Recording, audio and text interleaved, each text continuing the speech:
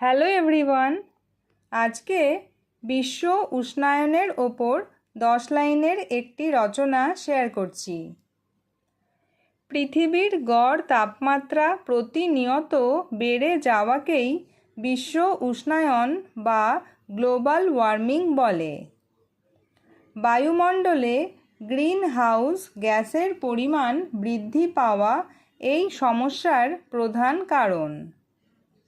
গাছ কাটা, কলকারখানার ধোঁয়া এবং যানবাহনের দূষণ বিশ্ব উষ্ণায়নকে ত্বরান্বিত করছে।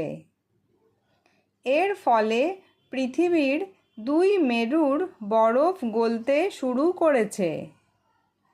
বরফ গলার কারণে সমুদ্রের জলস্তর বেড়ে যাচ্ছে, যা উপকূলীয় এলাকার জন্য হুমকি স্বরূপ। বিশ্ব উষ্ণায়নের ফলে জলবায়ুর ভারসাম্য নষ্ট হচ্ছে এবং ঋতু পরিবর্তন দেখা দিচ্ছে।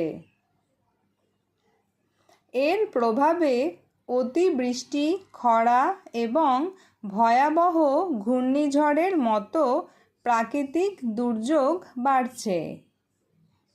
বহু পশু পাখি তাদের বাসস্থান হারাচ্ছে এবং অনেক প্রজাতি বিলুপ্ত হয়ে যাচ্ছে। পৃথিবীকে বাঁচাতে আমাদের বেশি করে গাছ লাগানো এবং দূষণ কমানো প্রয়োজন। পরিবেশ রক্ষায় আমাদের সবাইকে এখনই সচেতন এবং একজোট হতে হবে।